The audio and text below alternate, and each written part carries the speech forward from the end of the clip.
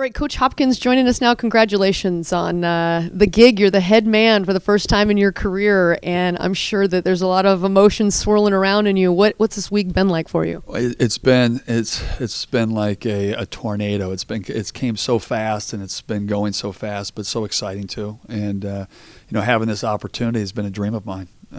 So for a long time. So I'm just excited to be the head coach here. I mean, it's an incredible. I mean, look at the welcome, look at the school, look at the people, look at the potential. I'm just really, really excited.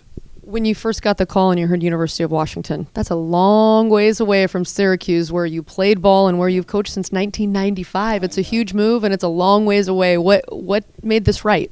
It was the three. I don't want to be corny, but I call it the 3 Ps. It's the people, the place, and the potential. Like I said in the press conference, and I looked at the place, and it's a place I felt like I could live there forever. A great place to raise your family, one of the great cities in the world. And then the potential of it. I looked at their team and what the past history that they've had, and gosh, these guys, this is a pretty darn good job. And then the people, and I met Jen, and I was blown away, to be honest with you, because when you go into these things, I've done a lot of them, and it just never connected. And then when you connect on all 3 levels, for me. I just, like I told in the story, I mean, I sat there and I couldn't sleep. I got the goosebumps. I started dreaming about it and seeing what the potential could be, and that was really, really exciting. And I did mention Chris Collins, my buddy, just took the Northwestern to the tournament, and the excitement was behind that. And so I was thinking, doing the same, like, this is it. And so I spoke to my wife, and it was a family decision. So really excited.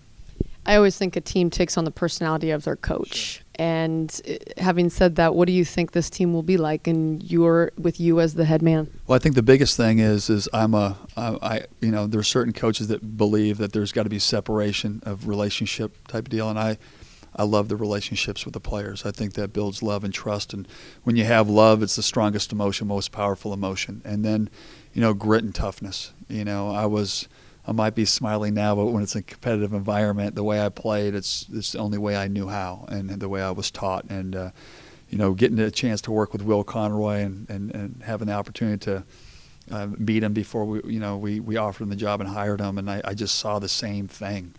And just a special guy. So they're going to see toughness, they're going to see togetherness, and they're going to see a group of guys that really love each other. And I think that's the foundation that we want to build on. Eventually, you will recruit to your system. Until then, you have what you have. Sure. 2-3 zone is what Syracuse has been known for, but you need length. And if you look at the roster and you don't know what recruits you're going to be able to bring in, but how much of your system and your hand can we see on next year's team? Well, it's interesting. Obviously we've played the zone. What people don't know is in 2003 when we won the national championship, we came from behind in 14 games in the second half, and we played a lot of man-to-man, and we pressed a lot. This was something that I think it's 2007 where we never did another possession of man-to-man.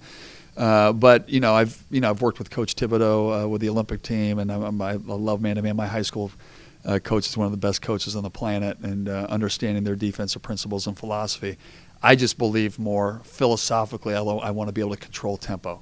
And I think the zone is an incredible weapon, but I think you also need to be able to play man-to-man press and be unpredictable. And so that's how I think I want to play, or how we're going to play.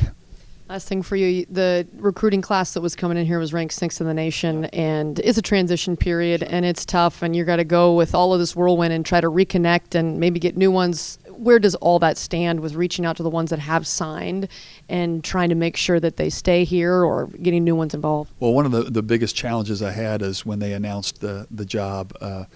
It was, okay, what are we doing first? And the first thing that we did was I had Will send me a list of all the players and their numbers, and I tried to connect as many as I could. And then you had parents, and then I was dealing with the Syracuse, and it was such a shock so I'm dealing with that, and then I'm trying to get my wife on with the kids and getting them situated and coming out here, and then where are we going to live? What are we going to do? So there's been a lot coming at me, and so I had a text message about 3 o'clock in the morning of about 20 people saying, listen, I'm not avoiding you. It's just understand what I'm going through. And so but the most important thing is to get these guys on board. They're on spring break right now, so where I get an opportunity to sit down face to face, get them in a team environment, and then go one-on-one with these guys. Welcome to Seattle. We're glad to have you here. Thank you very much. I'm excited to be here.